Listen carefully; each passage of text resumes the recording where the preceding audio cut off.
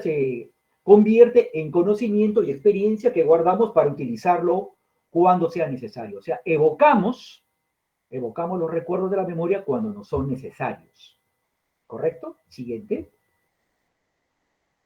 Entonces, ¿cuáles son los tipos de memoria, el proceso de memoria y el procesamiento mnésico? Bueno, primero viene pues la información que es captada por órganos de los sentidos, ¿no? Sea visual, auditivo, sinestésico, táctil, ¿no? Y ahí va a la corteza y se memoriza, sea la memoria de corto plazo, de largo plazo, de mediano plazo. Para ello tiene que haber repetición, ¿no? La repetición del recuerdo permite fijar ese recuerdo, a través de, utiliza ahí el córtex frontal, el dorso lateral, ¿no? También hay un proceso cuando es un recuerdo de corto plazo, para que se convierta ya en un recuerdo a largo plazo, tiene que haber una consolidación y codificación. Y ahí interviene el hipocampo y el sistema límbico. ¿Correcto? Y entonces estos recuerdos, sean de corto, mediano o largo plazo, se dividen en memoria declarativa o explícita y memoria procedimental o implícita. La memoria declarativa o explícita es saber qué hacer y la memoria procedimental es saber cómo hacer. ¿Correcto? La memoria declarativa o explícita a su vez se divide en memoria episódica, que es la biográfica, o sea, uno recuerda su biografía en todo o en parte, y la memoria semántica. La memoria semántica es la memoria que nadie te enseña, es la memoria que uno aprende porque sí, por la vida. Es la memoria de la cultura general, es la memoria de la educación general, ¿no? Cuando a uno le preguntan cuál es la capital del Perú, cuántos continentes hay, cuántos planetas hay en el sistema solar, etcétera, eso es memoria semántica. Y esa memoria nadie te lo enseñó, eso tú solo lo has aprendido. ¿Correcto? Igual que la memoria episódica, tu biografía nadie te lo ha enseñado. Uno ha aprendido a recordar conforme uno ha vivido. También memoria semántica tiene que ver con el significado de las palabras. ¿Correcto? O sea, para utilizar fluidamente las palabras, las oraciones y las frases, tiene uno que saber el significado de cada palabra. Eso también es memoria semántica. La memoria semántica se ve muy comprometida ya en las fases terminales de la demencia de Alzheimer, por ejemplo, ¿no?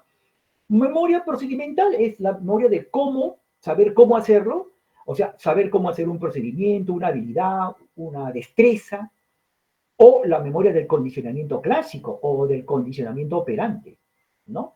En esas memorias interviene la memoria procedimental. Y en la memoria procedimental participan los ganglios basales, el cerebelo y la amígdala. ¿Correcto? En cambio, en la memoria declarativa o explícita, más bien interviene el hipocampo y el sistema límbico. ¿Correcto? Entonces, todos esos recuerdos, sea cual sea, van al almacenamiento que está en la corteza de asociación y de ahí la recuperación o utilización o evocación, que ya es a través de la corteza frontotemporal y el sistema límbico que nos permite evocar ese recuerdo. Siguiente.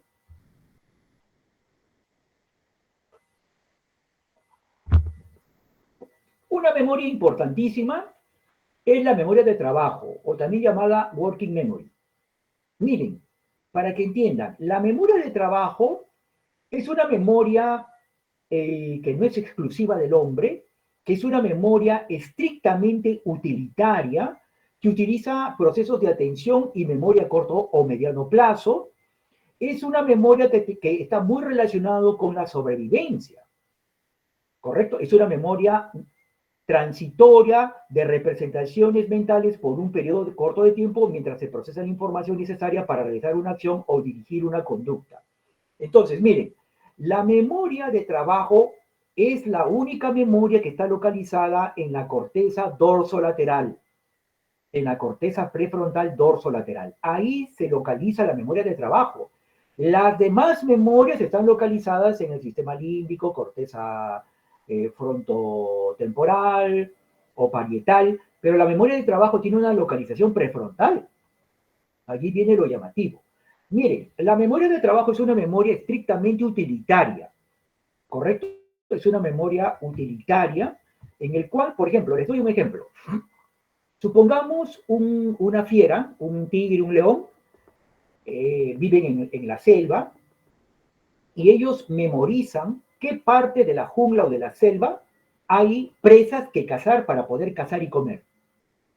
¿Correcto? Entonces ellos saben, ellos han aprendido, han memorizado que en esta parte de la selva, de la jungla o de la sabana africana hay comida, hay presas que pueden cazar y comer. Y de allí no se van. Una vez que ya no encuentran presas, se olvidan de esa zona y buscan otra donde encuentren presas, aprenden y memorizan que en esa zona de la jungla, de la selva africana, hay presas que comer y que pueden cazar y alimentarse. ¿Correcto? Esa es la memoria de trabajo, o sea, está muy relacionada con la sobrevivencia.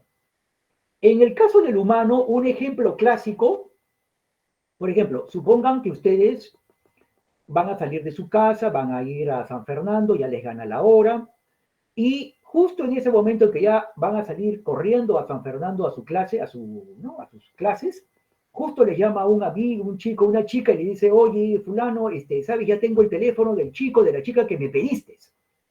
Y ustedes dicen, pero no, discúlpame, dímelo en la tarde porque me gana la hora, ya me va a ganar la hora, voy a llegar tarde. No, no, discúlpame, pero yo te lo doy ahorita o si no pierden, o si no ya te lo perdiste el teléfono. Entonces ya no te queda otra cosa que entre la espalda y la pared y ustedes dicen, ya, dámelo nomás. ¿Cuál es el número de ese chico, de esa chica? Ya, el número de ese chico, de esa chica de tu interés es el 1234. Ya, chao. Entonces, en ese momento, ¿qué haces en tu desesperación? En ese momento, comienzas a tararear ese número telefónico que te dijo. 1234, 1234. Y mientras vas tarareando, vas buscando papel y lápiz. 1234, 1234. Vas buscando papel y lápiz. Una vez que encuentras papel y lápiz, ¿qué haces? Anotas el teléfono y te olvidas del recuerdo.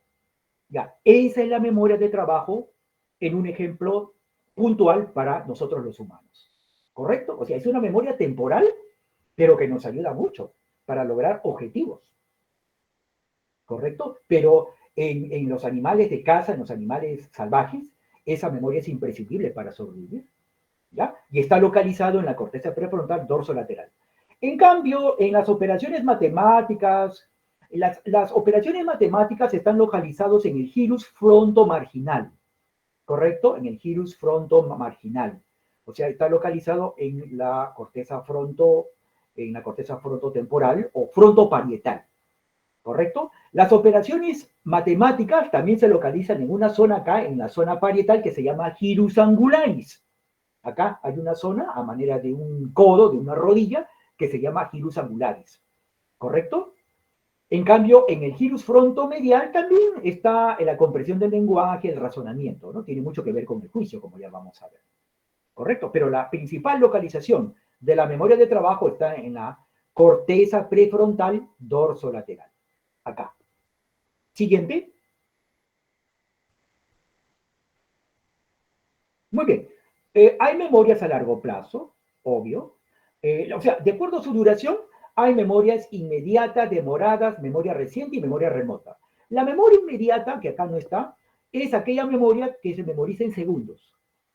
Por ejemplo, se le pregunta a la persona, señor, repita las siguientes tres palabras. Se le da tres palabras, tres nombres que lo repita de inmediato. A ver, señor, repita. Piña, mesa, peso. Y el paciente tiene que repetírtelo. Piña, mesa, peso. Entonces, ponen ustedes memoria inmediata, dos puntos, conservado. Memoria demorada, en cambio, es la que se presenta después de algunos minutos. Pasan algunos minutos y ustedes le vuelven a preguntar, señor, ¿cuáles fueron las tres palabras que usted repitió? Y el paciente tiene que repetírselas, ¿no? Entonces, de memoria demorada, dos puntos, conservado. Memoria reciente, la memoria de días o semanas, ¿correcto? Señor, ¿qué hizo el jueves pasado? ¿Qué hizo el domingo? ¿No? ¿Qué almorzó el fin de semana? O sea, de días o semanas, ¿correcto? ¿Qué hizo usted? ¿Cómo celebró su cumpleaños? ¿No? Su último cumpleaños. Ya, esa es memoria reciente. Y la memoria remota es la memoria pretérita, pues la memoria de décadas, de años. ¿No? Se le puede preguntar al paciente, señor, ¿cómo fue su primer día en que fue al colegio? Señor, ¿cómo fue el primer día en que fue a clases en la universidad? ¿Cómo fue su primer día en el trabajo, en un empleo? ¿Cómo fue su matrimonio? Etcétera, ¿no? Eso es memoria remota, pretérita, ¿no? Siguiente. Ya. Bueno, eso ya lo vamos a ver, la memoria anterógrada y retrógrada. Son memorias a largo plazo, pero en relación con un hecho reciente y está muy relacionado con un daño o lesión neurológica. Como ya vamos a ver. Siguiente. Muy bien. ¿Cuál es el sistema de la memoria? O sea, ¿cómo funciona el proceso de la memoria? Miren, primero, la información, primero llega a las cortezas, a estas cortezas que ya les hemos mencionado, sea cual sea, y luego pasa a la corteza entorrinal. La corteza entorrinal es una corteza que está en la base del hipocampo, ¿correcto? Acá ustedes pueden ver a la izquierda en el dibujo el hipocampo y un poquito pegado hacia la derecha en la base está la corteza entorrinal. O sea, la información llega primero a la corteza entorrinal y luego pasa esa información a las neuronas del hipocampo, especialmente del área CA3 del hipocampo que está acá arribita. Una vez que llega al hipocampo, retorna esa información a la corteza entorrinal y de allí sigue como un circuito, el circuito de Papez. O sea, para que vean cómo la información hace varias idas y vueltas, ¿no? Entonces, este ir y venir es necesario para la formación de nuevos recuerdos. ¿Ya? Una vez que se forma esta vía, se hace este loop, este bypass, o sea, primero llega la información, corteza entorrinal, hipocampo, área CA3, y de ahí vuelve a la corteza entorrinal, de ahí ya pasa, una vez que ya se formó el recuerdo, recién ahí pasa a las cortezas de asociación. Y la corteza de asociación puede ser unimodal o polimodal, como ustedes pueden ver, puede ser una corteza parahipocámpica o una corteza perirrinal. ¿Correcto? Perirrinal. Y de ahí vuelve a pasar a la corteza entorrinal, a cualquiera de los núcleos de la corteza entorrinal. Núcleo dentado del hipocampo, área CA1, área CA2, pero principalmente el área CA3 es donde el principal área de la fijación. Ahí ustedes pueden ver en la figurita, abajo a la izquierda. Y el subcurriculum, subiculum, que es quizás el área más importante de la corteza entorrinal. Entonces, es un proceso de ida y vuelta el recuerdo, ¿no? En cada núcleo, el recuerdo sufre una modificación, ya sea se fija o se almacena o se crea el recuerdo, ¿no? Entonces, para que vean, es todo un proceso de ida y vuelta que hace varios loops, varios idas y vueltas, ¿correcto? Entonces, para que vean cómo es así. Entonces, primero comienza en la corteza y luego ya se va interiorizando hacia el sistema límbico, hacia la subcorteza, básicamente hacia la corteza entorrinal, el hipocampo y las áreas de asociación. Siguiente. Muy bien, entonces, ¿cuál es el rol de la memoria en el procesamiento cognitivo? Bueno, la memoria es una función cognitiva.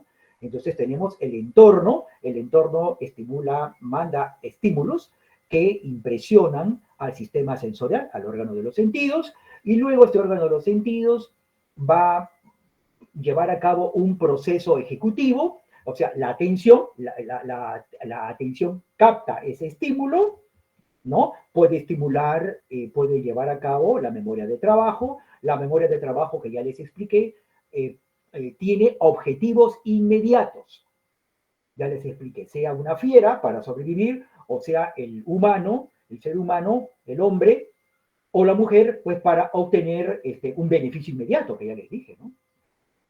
Utilitario en su vida personal, ¿no?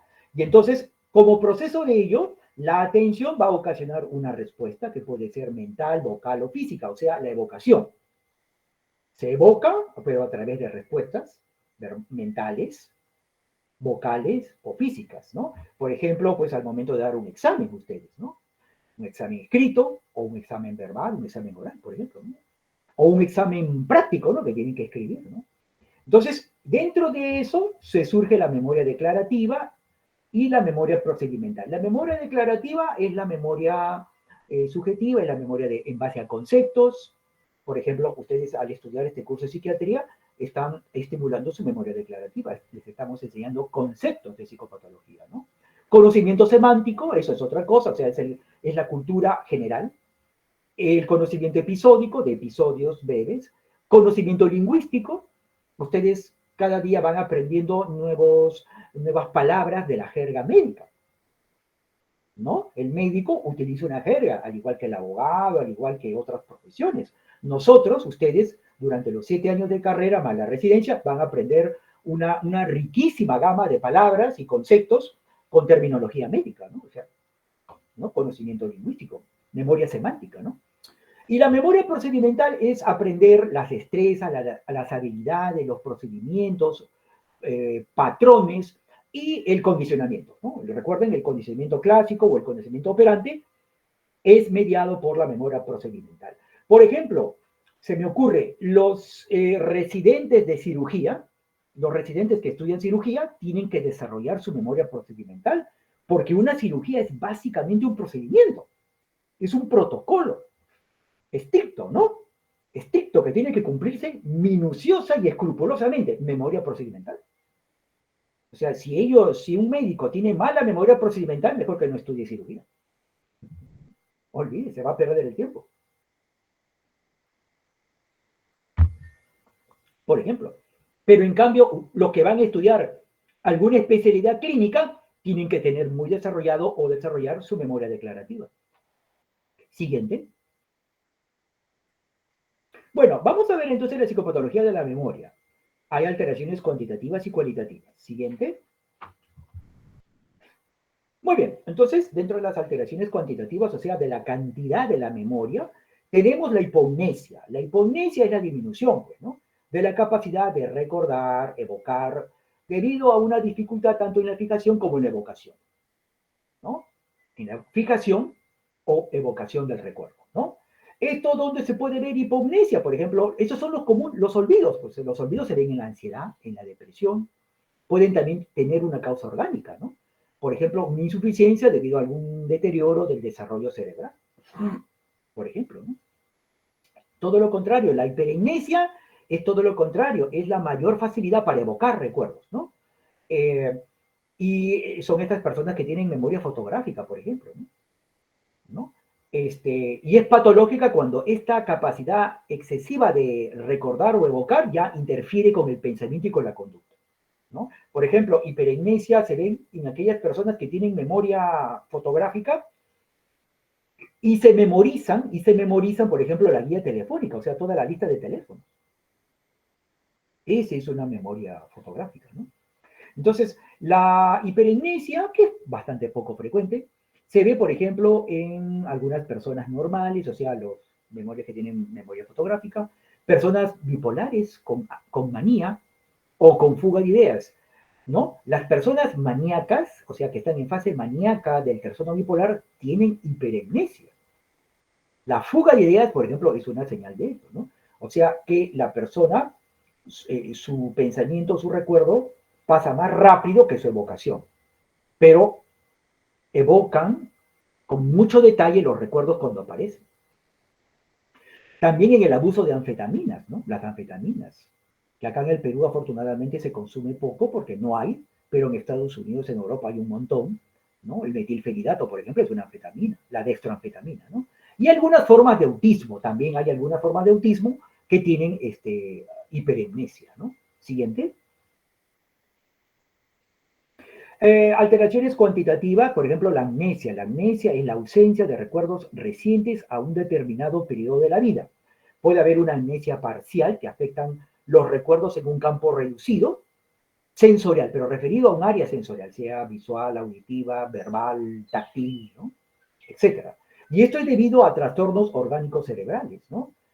Derrames cerebrales, lesiones en la corteza cerebral, por traumatismo, por deficiencia circulatoria, por infartos, por isquemia, por intoxicaciones a alguna sustancia. Hay las amnesias lacunares. Las amnesias lacunares se caracterizan porque hay un olvido de lo ocurrido en un determinado periodo de tiempo, o sea, es en un tiempo, en un espacio de tiempo, pero con buena capacidad de evocar para los sucesos anteriores o posteriores a ese periodo. O sea, antes o después del daño o lesión, esas personas pueden evocar, pero en un periodo determinado de tiempo cercano a la lesión o al daño, no pueden evocar, ¿no? ¿Esto dónde se ve? Esto se ve en las epilepsias. Es muy característico, las amnesias lacunares en la epilepsia, en el uso o abuso de alcohol, en el uso o abuso de benzodiazepinas, clonazepam, diazepam, alprazolam, en las reacciones de estrés agudo de las personas que tienen un susto agudo, ¿no? En las personas neuróticas, en las mujeres neuróticas.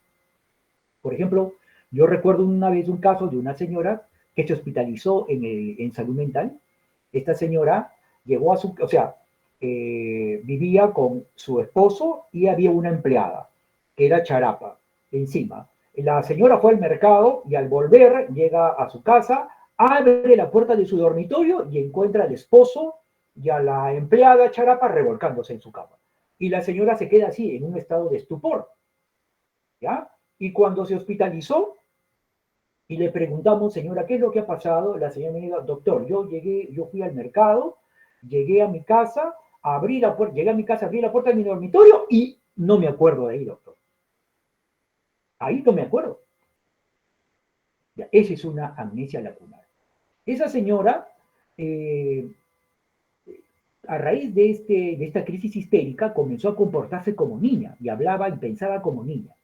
Entonces comenzamos a hacerle terapia, a medicarla y comenzó progresivamente a evocar. Al mes y medio comenzó a recordar todo. Ya recordó todo, ya se normalizó su conducta y lo último que supimos es que votó al esposo, se divorció del esposo, ¿no? También hay las amnesias totales, ¿no? Se ven, por ejemplo, involucra a todos los elementos, ¿no? Del conocimiento que corresponden a un lapso determinado. O sea, antes o después del accidente o del incidente, no recuerdan, ¿no? Y según su orden cronológico puede ser una amnesia anterógrada o de fijación, una amnesia retrógrada o de evocación, o una amnesia retroanterógrada o global, que es lo peor, ¿no? Siguiente. Muy bien, esto es importante. Miren, acá vienen las amnesias anterógradas y retrógradas. Entonces, en el punto medio, esta flecha que está en el medio, que es el acontecimiento o lesión causal de la amnesia, es el punto cero. ¿Correcto? Entonces, se llama amnesia retrógrada a toda incapacidad para recordar información antes de la lesión, previo a la lesión. ¿Correcto? Fíjense, ¿ah? Entonces, toda incapacidad de evocar o recordar información previo a la lesión o a un estrés o a un acontecimiento, ¿no? Eso se llama amnesia retrógrada. En cambio, amnesia anterógrada es la incapacidad de aprender nueva información posterior a la lesión o al evento. ¿Correcto? En función al tiempo. Entonces, eso no se olviden. Puede ser pregunta de examen. Siguiente. Acá tenemos la amnesia total, podemos mencionar para ampliar la amnesia anterógrada o de fijación, que no viene a ser sino la incapacidad para recordar hechos recientes que tienen como consecuencia la incapacidad para aprender, ¿no? Es la imposibilidad de fijar los estímulos que ocurren después de la acción del factor que ocasionó la amnesia, ¿no? A su vez, la amnesia anterógrada o de fijación puede ser transitoria o permanente. Puede ser transitoria relacionados con estados anormales de la conciencia, por ejemplo, la obnubilación, los estados crepusculares de la conciencia, que ya ustedes saben, por acción de drogas, de sustancias, marihuana especialmente, TEC, traumatismos encefalocraneanos, y amnesias anterógradas o de fijación permanente se debe a demencias, generalmente puede ser con demencias de Alzheimer, o el síndrome de Korsakoff. El síndrome de Korsakoff es un síndrome de deterioro orgánico producto del consumo crónico de alcohol y debido al déficit crónico de tiamina. Cuando las personas a veces tienen años o décadas tomando trago, emborrachándose, y no consumen tiamina, alto riesgo de desarrollar el síndrome de Korsakoff. Y en ella puede haber alteraciones de la memoria, principalmente anterógrada. También en el síndrome de Korsakoff hay, como vamos a ver, las confabulaciones, o sea, la persona no recuerda huecos o espacios de un recuerdo, pero lo llena con un falso recuerdo, con una invención de la persona que no es real. Eso también se puede ver en el síndrome de Korsakoff. Se ven personas que toman mucho trago y son abstinentes de tiamina, de la vitamina B1. La amnesia total retrógrada de evocación es, en cambio, la incapacidad para recordar hechos o sucesos remotos ocurridos mucho tiempo antes, ¿no? Se pierden recuerdos relativos a hechos que ocurrieron antes de la acción del factor que ocasionó la amnesia. Tenemos una amnesia total retrógrada o de evocación de tipo transitoria, por ejemplo, la psicógena, o sea, por la psiquis, y la permanente, que puede ser por traumatismo, puede ser por encefalitis de cualquier causa, tóxicas, virales, metabólicas, puede ser por demencia, también se puede ver en la demencia de Alzheimer, por el síndrome afaso-praxo-agnóstico, que es un síndrome neurocognitivo, puede verse ese tipo de amnesia. Y la amnesia retroanterógrada o global, o sea, es la que afecta simultáneamente la fijación y la evocación de la información, o sea, es total. La fijación y la evocación, total. Anterógrada y retrógrada está comprometido, ¿no? Pueden ser transitorias y permanentes. La transitoria puede verse en la amnesia global, puede verse en la amnesia transitoria, puede verse en los trastornos disociativos como de esta señora que vi, ¿no? Que les mostré, ¿no? Que estuvo hospitalizada, o sea, no recordaba el episodio, ¿no? Y generalmente en los trastornos disociativos este tipo de amnesia retroanterógrada es temporal, o sea, pasa, ¿no? Y permanente es cuando en las demencias ya terminales, ¿no? En las demencias ya graves, severas, de Alzheimer especialmente. Siguiente.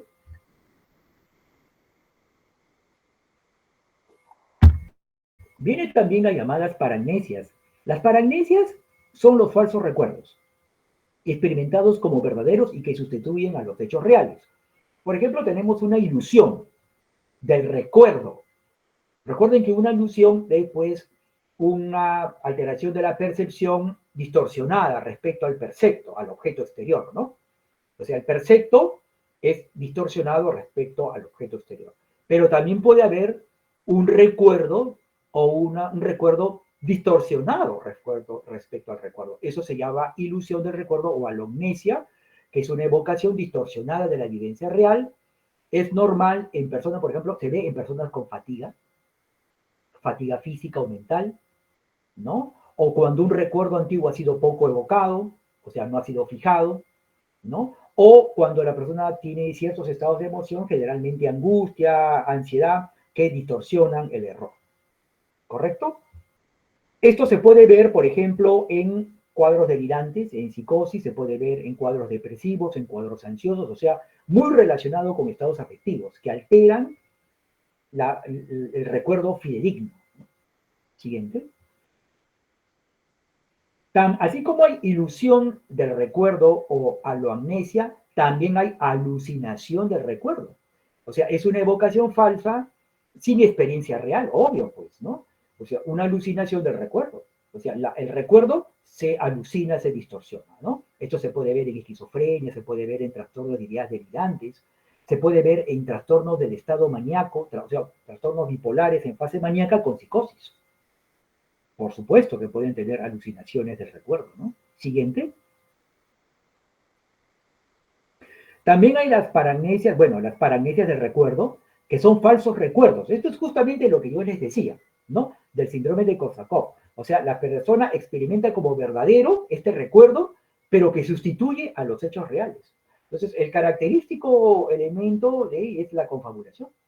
La confabulación es que la persona tiene un recuerdo, pero hay huecos en este espacios, en este recuerdo que no recuerda y lo llena con falsa información.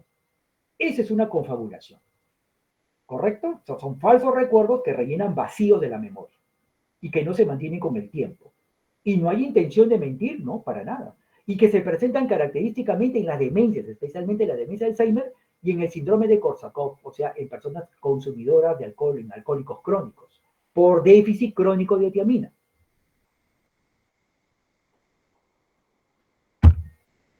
¿Correcto? O sea, en los alcohólicos crónicos, que tienen décadas chupando, tomando trago y no toman su tiamina, no comen sus bocaditos, ¿no? Entonces, ellos van a ser muy probablemente síndrome de Korsakoff.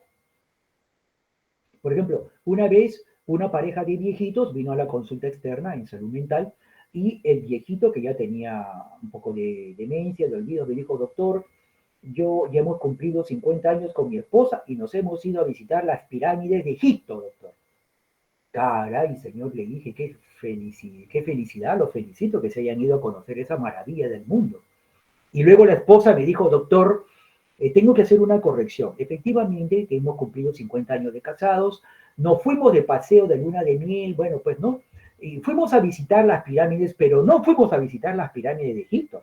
Nos fuimos a visitar las pirámides Moche, las pirámides del Sol, de la Luna, esas que están en Chiclayo, en Moche. Nunca hemos estado en Egipto. Ya, eso es una confabulación, por ejemplo, ¿no? ¿Correcto? Siguiente.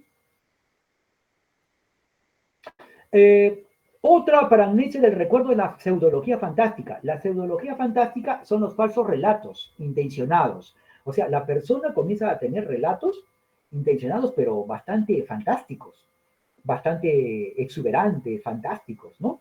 Con el objeto de llamar la atención del entorno. ¿Correcto? Ellos mismos los pueden llevar a confundir con la realidad.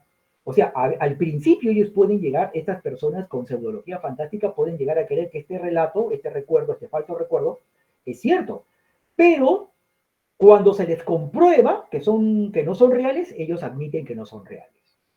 ¿Correcto? Esto se ve, por ejemplo, mucho en personalidades, en trastorno de personalidad. O sea, son esos mentirosos crónicos, esos que distorsionan la realidad, ¿no? Por ejemplo, se ven personas histriónicas, personas que buscan llamar la atención, en trastornos de personalidad narcisistas, pues aquellas personas que se creen superior a los demás. También se ve en hombres y mujeres limítrofes, personalidades limítrofes o borderline, ¿no? También tienen que inventar alteraciones así para pseudología fantástica, ¿no? En el síndrome facticio, o sea, personas que inventan relatos para evadir un problema, un estresor, el síndrome de Munchausen, que seguramente ya les han enseñado, ¿no? Eso también se puede ver en la pseudología fantástica. Se ve mucho en presos, se ve mucho en militares que están en cuarteles, también se puede ver en médicos que hacen muchas guardias, ¿no? Entonces, para evadir esta situación de estrés, de encierro, pueden llegar a utilizar o a inventar pseudología fantástica para evadir este encierro, este estrés. Siguiente. Bueno, tenemos acá paramnesias de reconocimiento, que son las distorsiones de reconocimiento de personas, hechos o situaciones. Y acá esto es muy clásico, ¿no? Tenemos los fenómenos de falsa familiaridad o extrañeza, tenemos el déjà vu y el jamais vu. El déjà vu o el déjà vécu, o sea, es lo ya visto o lo ya vivido, es la impresión, es cuando la persona tiene la impresión de familiaridad, de algo que ya vivió, o sea, de algo que ya la persona ha experimentado antes, pero no es así. Ese es el jamais vu, ¿no? En cambio, perdón, el déjà vu. El jamais vu es lo nunca visto vivido. O sea, es la impresión de extrañeza. O sea, la persona tiene la impresión de que algo que ve nunca lo ha visto, que es nuevo. Y en realidad ya lo ha visto, ¿no? O ya ha tenido contacto con ella, ¿no? Esto se ve también en trastornos de personalidad, en personas sanas, pero que reconocen la falta de la realidad, o sea, trastornos de personalidad. Se ve en las epilepsias del lóbulo temporal y en psicosis tóxicas, o sea, personas que por consumir drogas, cocaína, marihuana, licor, trago, anfetaminas, pueden tener estos fenómenos del déjà vu o el jamais vu, ¿no? Siguiente.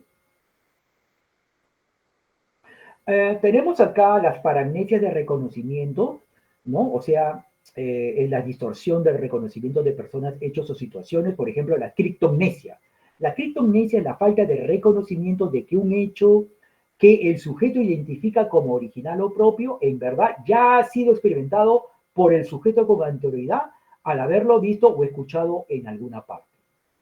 ¿Correcto? O sea, la persona, a diferencia del jamais vu o el déjà vu, acá la persona no lo reconoce que ya lo vio o que ya tuvo en contacto, ¿no? O sea, la persona no reconoce que algo es propio, original o que ya lo experimentó.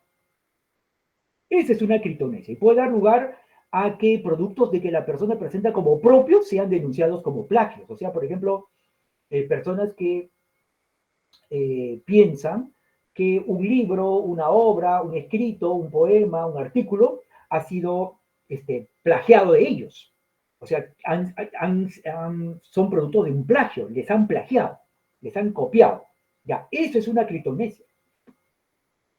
Es poco frecuente, poco raro, ¿no? Se ve mucho en trastornos de personalidad y también en algunos cuadros orgánicos. Siguiente. Bueno, en cuanto a los síndromes de falsa identificación, acá tenemos ya las paramnesias de reconocimiento. ¿correcto? Acá tenemos distorsiones del reconocimiento de personas, hechos o situaciones. Esto es muy interesante, ¿no? Por ejemplo, acá tendremos el síndrome de Capgras. El síndrome de Capgras es un epónimo de un síndrome básicamente psicótico delirante, pero en el que está también implicada la memoria. ¿Qué significa el síndrome de Capgras? Se caracteriza porque la persona cree que un ser querido, un familiar, ha sido reemplazado por un impostor idéntico, ¿correcto? Papá, mamá, hijos, hermano, esposo, esposa, no es, o sea, es un impostor, ¿correcto? Y las características del síndrome de Capgras, o sea, o del síndrome del impostor, del familiar impostor idéntico, es que hay un delirio doble, o sea, la persona piensa que los familiares, los seres queridos, amigos, cónyuges, padres, son impostores idénticos.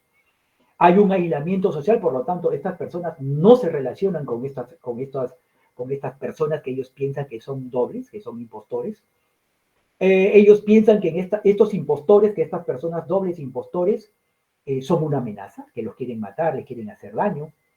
Hay una negativa a interactuar con ellos, no interactúan con estas personas, con estos familiares, con esas amistades. Por ejemplo, no aceptan la comida que les prepara la familia, que ellos creen que son impostores, o no le aceptan el remedio de los familiares que ellos piensan que son impostores porque piensan que los quieren envenenar o matar. O sea, hay paranoia.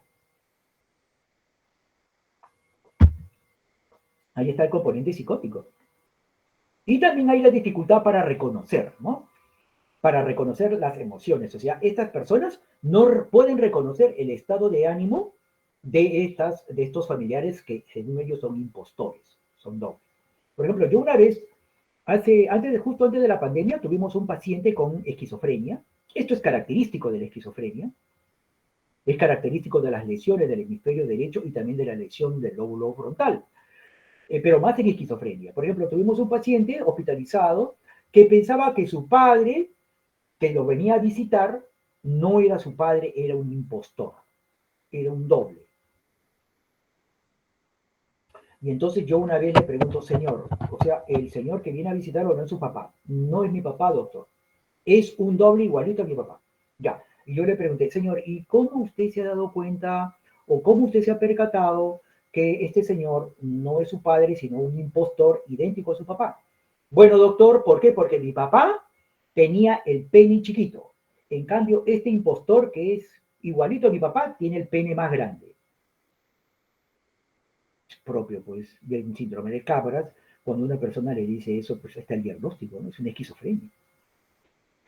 El síndrome de Fregoli es otro síndrome de paramnesia de reconocimiento que se caracteriza porque la persona piensa que diferentes personas son una sola disfrazada de ellas. O sea, todas las personas que conocen son una misma. ¿Correcto? Que diferentes personas son una misma disfrazada. ¿Correcto? Ese es el síndrome de Fregoli. ¿Ya? ¿Y cuál es su característica? Bueno, hay una identificación errada, hay una naturaleza paranoia, o sea, la persona también piensa que esa persona o esas personas disfrazadas en una sola quieren hacerle daño, quieren envenenarle, quieren hacerle perjudicar. Y no es un fallo de reconocimiento, porque el síndrome de Fregoli, al igual que el síndrome de Capgras, son psicosis, son alteraciones en que la psicosis contamina la memoria, ¿correcto?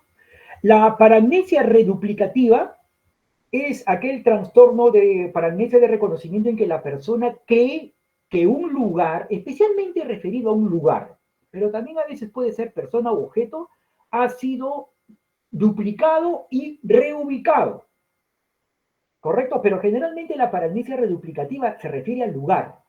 O sea, es aquella persona que llega a su casa y dice, esta no es mi casa. Mi casa la han cambiado, la han puesto en otro sitio y han construido esta casa falsa. Esta no es mi casa. Ya, esa es una paramnesia reduplicativa.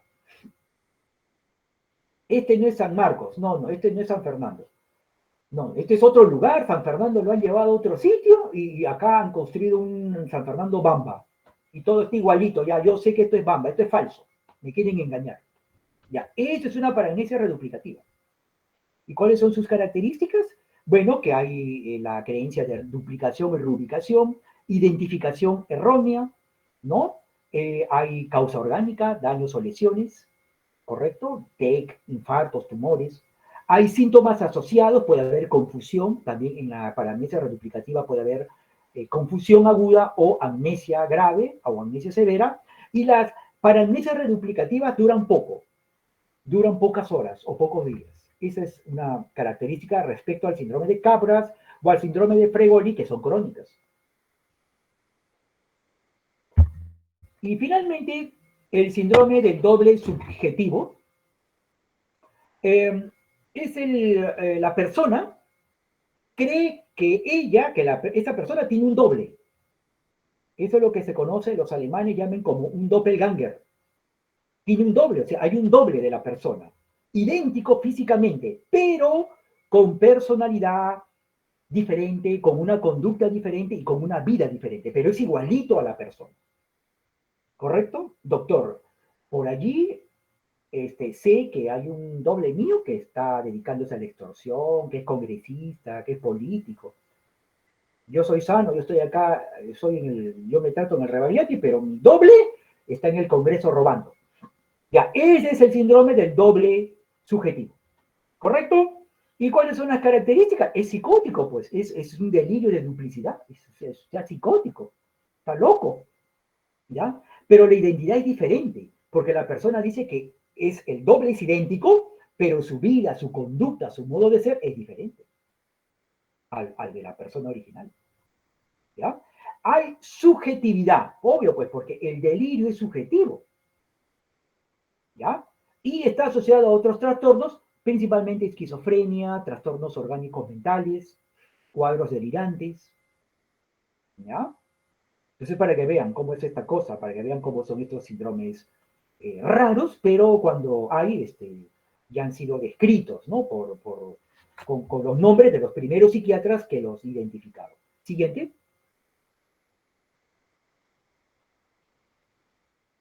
Siguiente. Muy bien, ¿cómo evaluamos la memoria?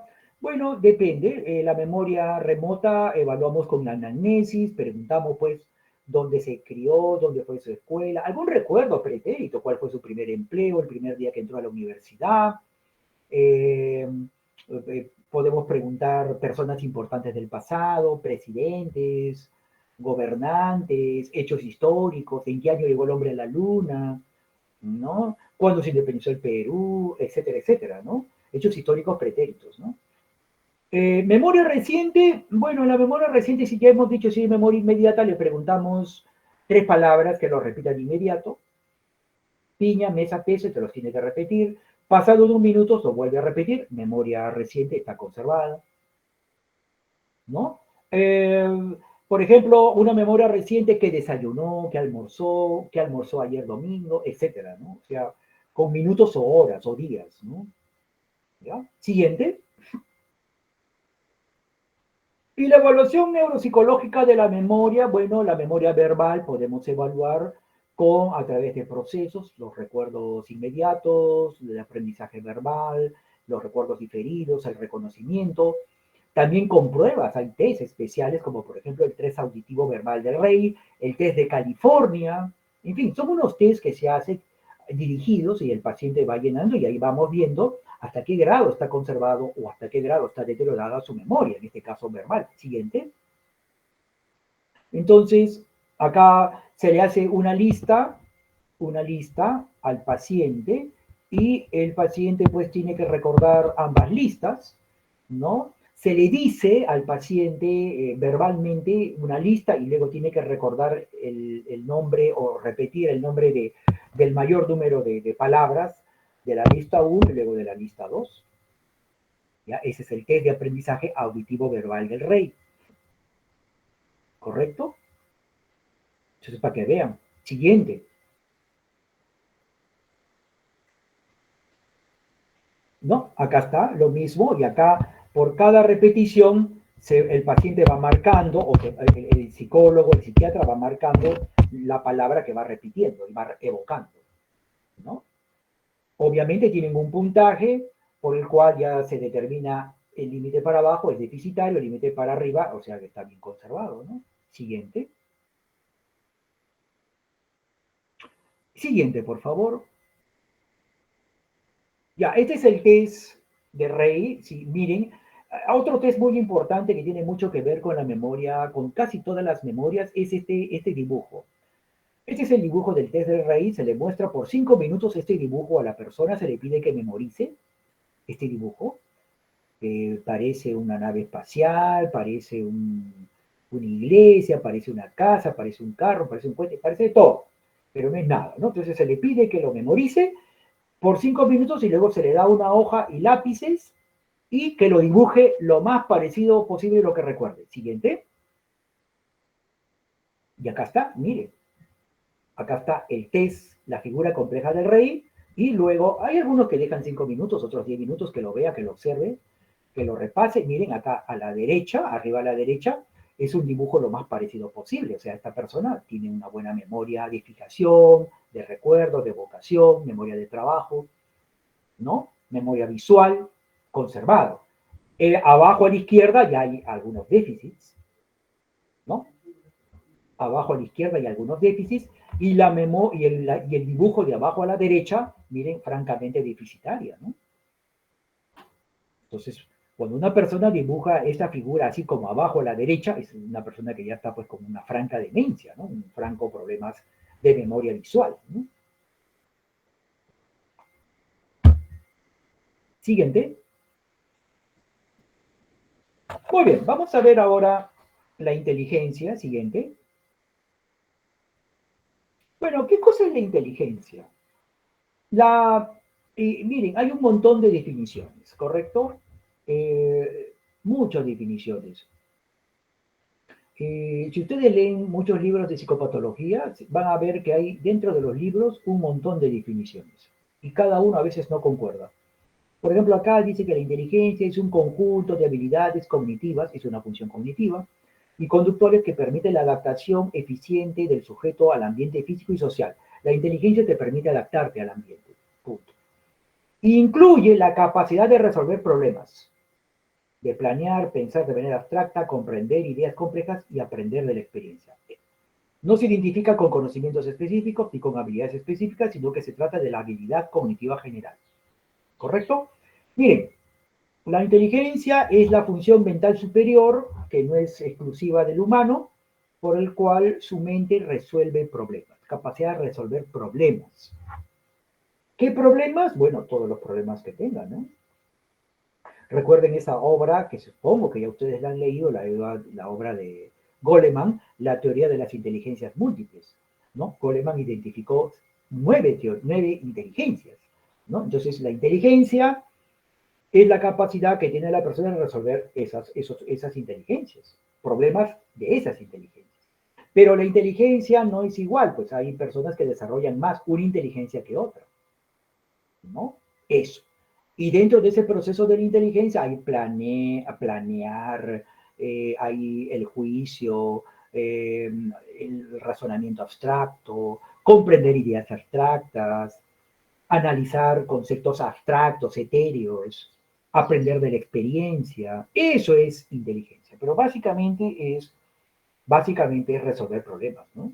Eso es lo que se enfoca como inteligencia. Siguiente. Bueno, la inteligencia fluida, hay diferencias, fluida y cristalizada. La inteligencia fluida es la capacidad de adaptarse, ¿no? De manera flexible a la realidad y afrontar los problemas, adoptar las situaciones, ¿no? El aprendizaje previo no es un factor determinante y está configurada por actitudes primarias, ¿no? Por ejemplo, la inducción, la deducción, las relaciones, las clasificaciones figurativas, la memoria asociativa y la rapidez intelectual. ¿Correcto? O sea, está vinculado con eso, ¿no? Tiene una influencia genética, es heredada esta inteligencia, y alcanza su mayor desarrollo en la adolescencia y disminuye con la vejez, o sea, aumenta con la plasticidad cerebral, neuronal, y disminuye con la atrofia cortical, ¿no? Con la vejez, ¿no?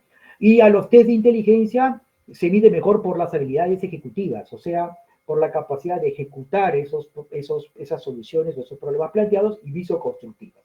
Y la inteligencia cristalizada no viene a ser sino la capacidad y la estrategia para resolver problemas a base de conocimientos adquiridos, o sea, de información adquirida, a través de historia, de aprendizaje, de educación y de la cultura. Por ejemplo, inteligencia cristalizada es lo que ustedes utilizan para aprender a ser médicos, resolver todos los problemas que la carrera les plantea y lograr graduarse de médicos. ¿Correcto? Es eso. O sea, no es genético, es innato. Se basa en la experiencia, se basa en actitudes, en comprensión verbal, a relaciones semánticas, o sea, el entendimiento de las palabras, de las asociaciones de palabras, oraciones o frases, de la evaluación y de la valoración de la experiencia. ¿Correcto? Y es más estable durante el envejecimiento. ¿Correcto? Porque lo que se aprende por la experiencia, eso permanece, es más estable de manera remota que la inteligencia fluida. Y en los test de inteligencia se mide mejor por las habilidades verbales. ¿Correcto? Siguiente. Ya.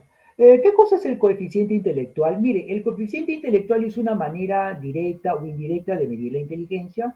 Es una medida cuantitativa de la inteligencia a través de pruebas, de acuerdo a la edad del paciente y de acuerdo con la edad cronológica de la persona y con la edad mental de la persona. ¿No? Una persona puede tener 50 años, pero puede tener una edad mental de 20 años. O una persona puede tener 20 años, una edad cronológica de 20 años, pero una edad mental de 50 años, o sea, ser más maduro, ¿no? Entonces, el coeficiente intelectual es eso. Es un coeficiente, es el puntaje resultante de la división entre la edad mental, entre su edad cronológica expresada en meses por 100. ¿No? Y eso se estandariza, se mide por test que se han estandarizado para cada grupo etario, para cada nivel de edad. ¿Ya? O sea, es un número que te aproxima para ver cuál es tu nivel de inteligencia. A eso se llama coeficiente intelectual. Siguiente. Es una aproximación, por supuesto, ¿no? Ahora, acá tenemos esta campana de Gauss, esta es la escala de Wechsler del coeficiente intelectual, ¿no? Entonces recuerden que en las colas, en los extremos, ¿no? O sea, esta desviación estándar, siempre hay el déficit, los retrasos mentales, o al otro lado hay el exceso de memoria, ¿no? Si superior, dotado o genio, ¿no? Evidentemente allí la prevalencia y el porcentaje del coeficiente intelectual es menor, pues hay menos personas que tienen retraso mental, leve, grave, moderado, y también hay un menor número de personas con coeficiente intelectual superior, dotado, genio. En cambio, la gran mayoría de personas están dentro de la campana de Gauss, o sea, en la curva, ¿no? Las personas que tienen una edad, un coeficiente intelectual promedio, ¿no? Que son básicamente casi el 70%, 65, 68, casi 70% del promedio de personas tienen un coeficiente intelectual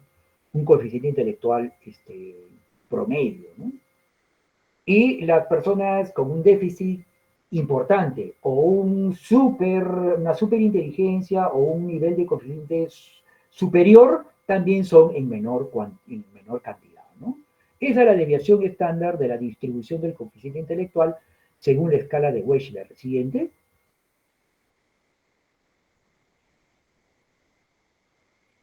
Siguiente. Bueno, acá están los valores.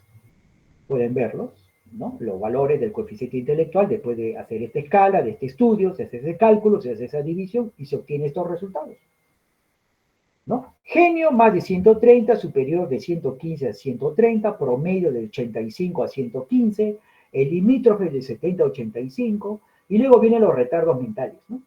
Retardo mental leve, está con su desviación estándar, retardo mental moderado, retardo mental grave o severo, de 20 a 25, 35 a 40, y el de retardo mental profundo de 20 a 25, ¿no? ¿No? Ya son inteligencias pues ya deficitarias, ¿no? Francamente deficitarias, que ya son personas que tienen que ser atendidas en todas sus actividades de la vida diaria, ¿no? Siguiente. Ahora, ¿qué cosa es la psicopatología de la inteligencia? Bueno, el retardo mental es la enfermedad más muy común, es la falta de adquisición de habilidades cognitivas, o sea, déficit cuantitativo de la inteligencia. Dentro de ella está la demencia. La demencia es una patología en el cual hay pérdida de habilidades cognitivas por deterioro progresivo de las funciones, pero por causa orgánica.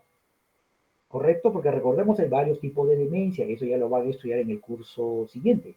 Pero la demencia, aparte de un diagnóstico, también es un síndrome. Y en las demencias hay pérdida de inteligencia, de memoria, de funciones ejecutivas, funciones verbales, en fin. Y las clasificaciones han reemplazado la denominación de retardo mental por la de trastorno del desarrollo intelectual. En el DSM-5 y en el CIE-11 ya no se llama retardo mental, sino trastorno del desarrollo intelectual. Así ahora se les conoce según las clasificaciones recientes. El CIE-11, Clasificación Internacional de las Enfermedades en su onceava versión, y el DSM-5, la clasificación de trastornos mentales de la Asociación Psiquiátrica Americana de los Estados Unidos, ¿no? En su quinta versión. Siguiente. ¿Cómo evaluamos la inteligencia? Bueno, pues la inteligencia es parte de la personalidad y está formada por un conjunto de capacidades, ¿no? Que permiten a la persona adaptarse a su entorno. Entonces, incluyen diferentes tareas, ¿no? Y cada tarea evalúa un aspecto puntual de la inteligencia. Mire, las escalas que más se utilizan son las escalas de Wechsler para adultos y la WISC para niños, ¿no? Allí se obtiene un coeficiente intelectual verbal, un coeficiente intelectual ejecutivo, que es, el ejecutivo es la capacidad de desarrollar, de realizar un problema, de resolver un problema, y obvio, el coeficiente intelectual total, ¿no? Calculamos una inteligencia verbal. Con la inteligencia verbal vamos a detectar la comprensión verbal y la memoria de trabajo, que ya ustedes saben lo que es, y la inteligencia ejecutiva. La inteligencia ejecutiva, ¿a través de qué? A través del razonamiento perceptivo y de la velocidad de procesamiento. La inteligencia ejecutiva es la capacidad de la inteligencia de resolver un problema, de ejecutar un problema. En cambio, la capacidad de creatividad y virtualidad imaginativa es la función de la inteligencia que te permite elaborar la resolución del problema. Una cosa es que tú cognitivamente en tu inteligencia elabores abstractamente la inteligencia y otra cosa es que lo resuelvas. Una cosa es que tú quieras estudiar medicina, ¿correcto? Ya tienes que aprobar los 7 años, los cursos, resolver los problemas, los exámenes, las tareas, la tesis. O sea, eso lo tienes ahí en el aspecto cognitivo, en el juicio, en la inteligencia. Pero otra cosa muy distinta es hacerlo, pues. Eso es función ejecutiva, ¿correcto? ¿Cuántas personas quieren estudiar ingeniería y no pueden? ¿Cuántas personas quieren estudiar medicina y no pueden? O sea, tendrán capacidad de creatividad y virtualidad imaginativa para plantear soluciones a los problemas que plantea estudiar la carrera. Pero trae mi chichita, pero de allí a resolver el problema, o sea, ¿cómo voy a pasar esas trabas, estos retos, estas pruebas? Ese es otro tipo de inteligencia. ¿Ya? Entonces, eso es algo que debemos de tener. Y acá ustedes pueden ver, miren ustedes la comprensión verbal, se evalúa semejanza, vocabulario, comprensión, información, adivinanzas. Evaluamos el razonamiento perceptivo, figuras de cubos, conceptos, matrices, figuras incompletas para armar, dígitos, letras y números, aritmética, claves, búsqueda de símbolos, animales. Luego se hace un entrecruce de ellos y se ve y se calcula el coeficiente intelectual, ¿no? O sea, comprensión verbal, razonamiento perceptivo, memoria de trabajo y procesamiento, velocidad de procesamiento cognitivo, y se hace el cálculo entre ellos, la división que ya les hemos mostrado, y se obtiene el coeficiente intelectual, y con eso ya tenemos una idea de cómo está el nivel de inteligencia de esta persona, pero a través de esos números, ¿no? Coeficiente intelectual, gracias. El coeficiente intelectual es simplemente una psicometría, un valor psicométrico, un número que nos aproxima la inteligencia de la persona, ¿no? ¿Correcto? Siguiente.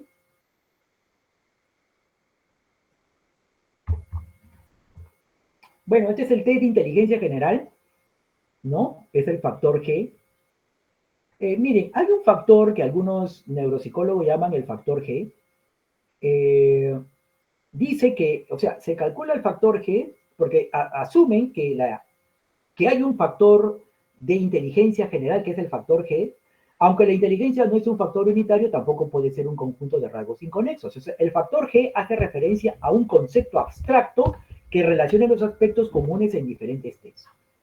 Por ejemplo, los famosos test psicométricos. Los famosos test psicométricos que hacen para los concursos de exámenes de admisión, para los concursos para trabajo, para conseguir empleo, es eso, ¿no? Es los test de inteligencia general que buscan obtener un factor G, ¿no? Figuritas, dibujos, cubos, figuras bidimensionales, tridimensionales. Básicamente es eso, ¿no? ¿Ya? Entonces, ese es un tipo de test, ¿no? Siguiente. Y bueno, finalmente, miren, García Márquez, que era un genio, dijo, la vida no es lo que uno vivió, sino lo que uno recuerda y cómo la recuerda para contarla. O sea, ¿qué cosa quiere decir? Que la vida no es lo que uno vivió, sino lo que uno recuerda y cómo, qué, cuál es el componente afectivo de ese recuerdo. Porque hay personas que han tenido para ellas, una vida bonita, pero hay personas que han tenido una vida desgraciada. Entonces, hay un fuerte componente emocional, un fuerte componente afectivo que influye en el recuerdo, ¿correcto? Y que le da ese matiz afectivo, emocional al recuerdo, ¿no? Qué lindo ha sido mi infancia, qué lindo fue mi niñez, ¿no? Qué desgraciado fue mi niñez, ¿no? Mis padres me abandonaron, ¿no? Entonces, eso también, no se olviden, siempre las funciones mentales que estamos acá estudiando en psicopatología, siempre interactúan entre ellas, no están aisladas. La conciencia, la memoria, la atención, el pensamiento, el afecto, no está cada uno por su lado, no, interactúan entre ellos. Y eso puede ser para bien o puede ser para mal, ¿no? ¿Correcto? Entonces, igual el afecto influye decisivamente en los recuerdos, en la memoria, también en la inteligencia, ¿no? Recordemos que para acabar, que por ejemplo, eh, Goleman, es un psicólogo de la Universidad de Harvard, escribió pues esta obra, La teoría de las inteligencias múltiples, que creo que es una obra de lectura obligatoria. Habló que el humano tiene 9 memorias, 9 inteligencias, ¿correcto? Y que cada persona desarrolla su inteligencia dependiendo de ella, ¿no? O sea, en unos más que en otras inteligencias, ¿no? Hay diversas inteligencias. La inteligencia verbal, la lógica matemática, la inteligencia sexual, la cinética, la celestopática, la inteligencia de liderazgo, la inteligencia empresarial, etcétera, ¿no? Hay muchas inteligencias. Pero también Edward Gardner escribió algunos pocos años después una obra que también es de lectura obligatoria, La inteligencia emocional. Según Gardner, la inteligencia emocional sería la inteligencia más importante en el ser humano porque te permite ser una persona exitosa o un fracasado. Te permite lograr objetivos o metas como que no. ¿Qué cosa es la inteligencia emocional? Es aquella inteligencia que te permite anticiparte, o sea, te anticipas. Tú te das cuenta cuál va a ser la respuesta del interlocutor o de la otra persona frente a algo que dices o haces o dices. Te pones en los pies de la otra persona. De repente, por decir esto, hiero susceptibilidades, digo algo que no es adecuado, exceso, y lo toman a mal o lo toman a bien. Ya, eso es inteligencia artificial. Decir lo que tú consideras adecuado, correcto, conveniente, de acuerdo a las circunstancias, ¿no? ¿Correcto?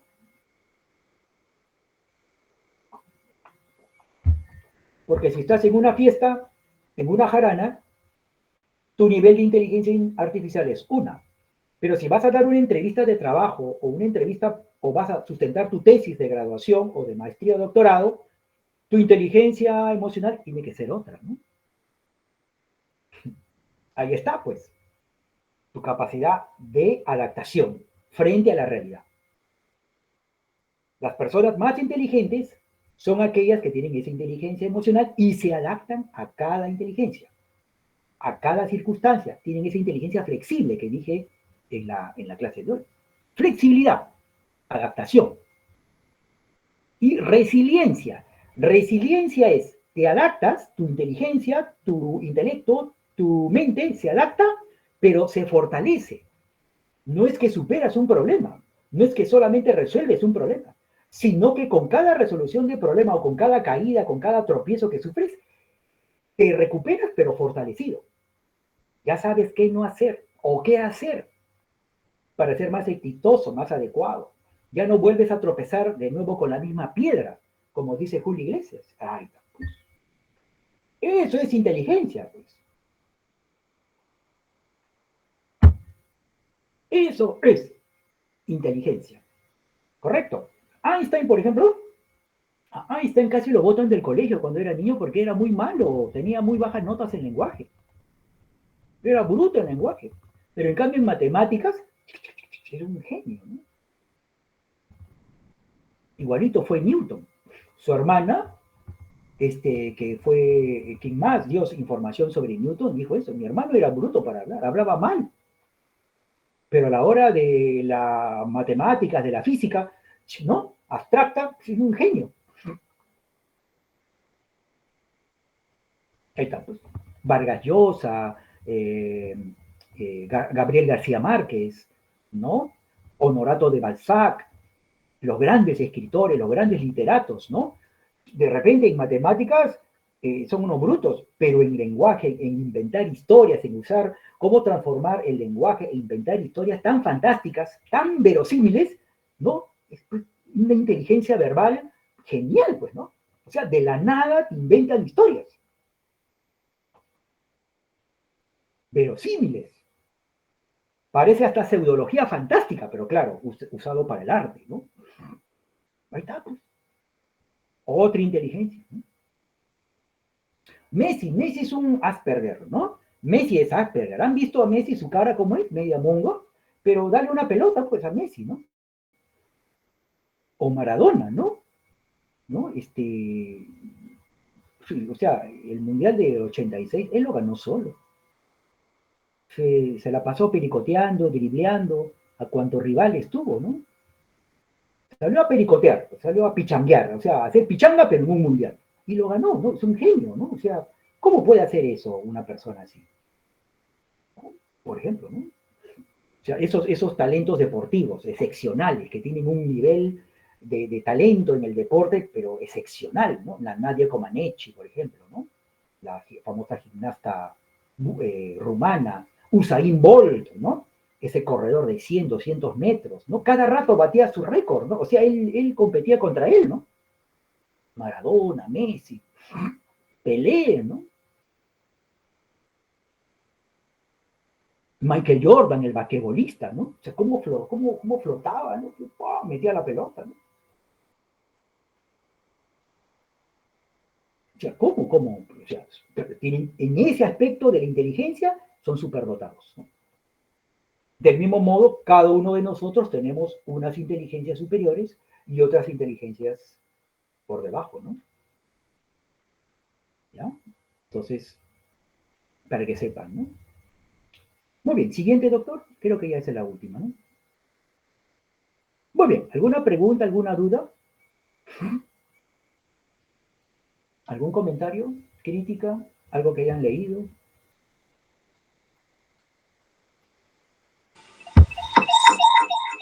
Sí, doctor, sobre las ideas de inteligencia de Goleman que mencionó, para él entonces hay incluso músicos que tal vez con instrumentos pueden demostrar otra forma de inteligencia, ¿no? Que por ejemplo un deportista totalmente no podría alcanzar. Por Pero supuesto, no doctor. tendrías que ser uno menos inteligente que otro. Por supuesto. Hay también la inteligencia musical. Y él ahí lo sostiene.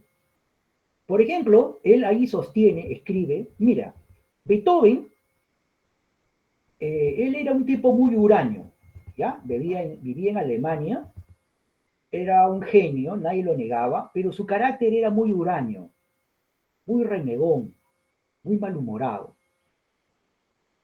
Y ya estaba mal, ya estaba con un poco de sordera, pero ya todo el mundo lo reconocía que era un genio.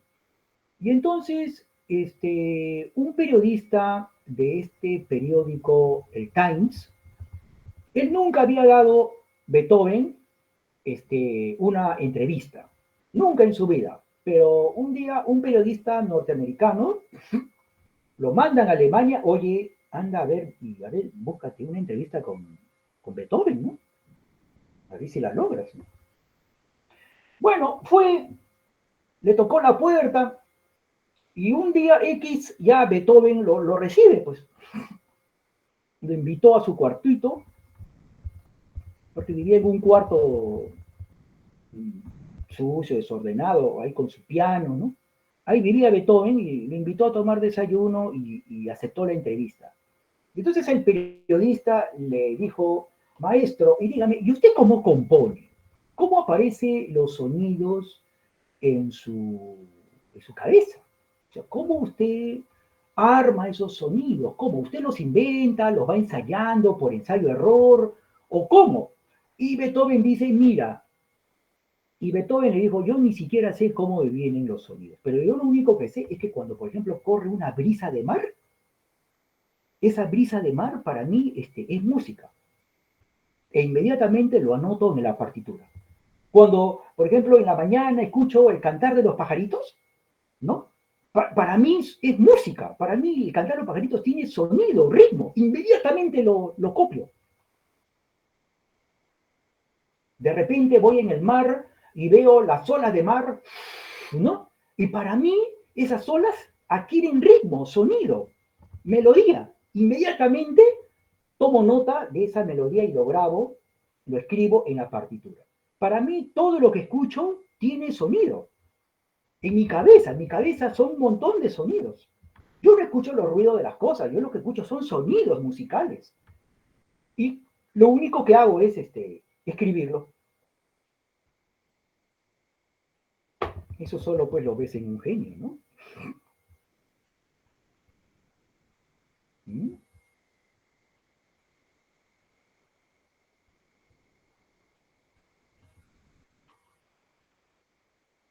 O por ejemplo, los genios empresariales, ¿no?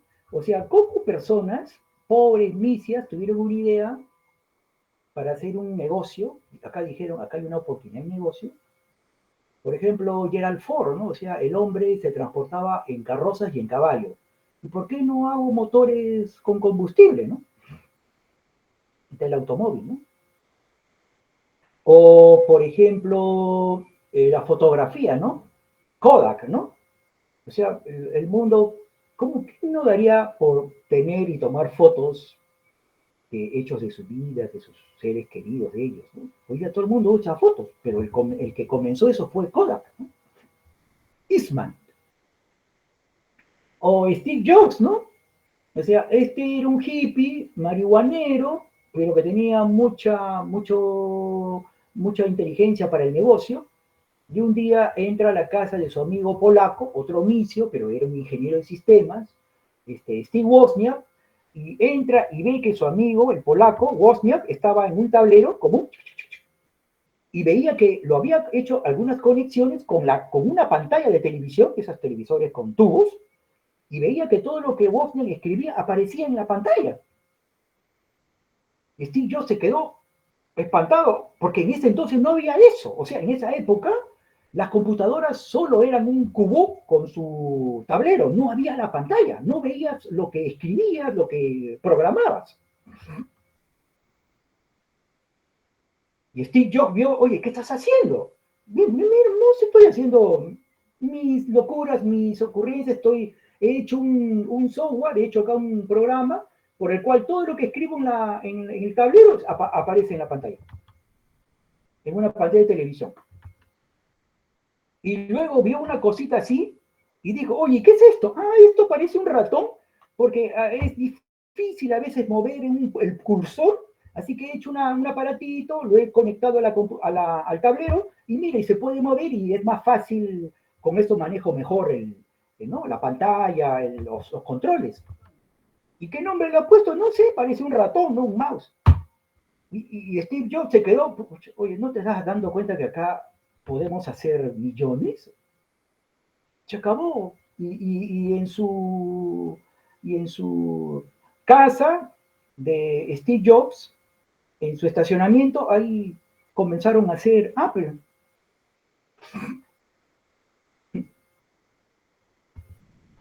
Una empresa que cambió la vida de todo el mundo, ¿no?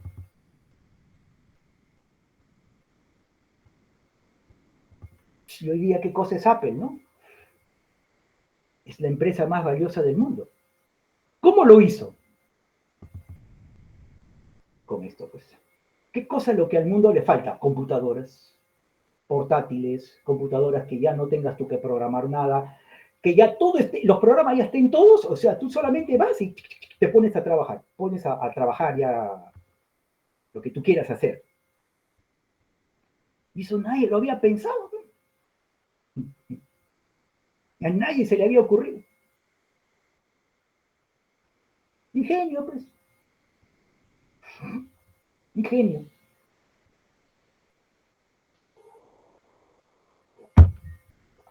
Entonces, esos tipos de inteligencia, ¿no?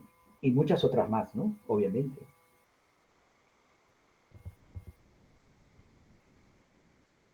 ¿Alguna pregunta? ¿Comentario?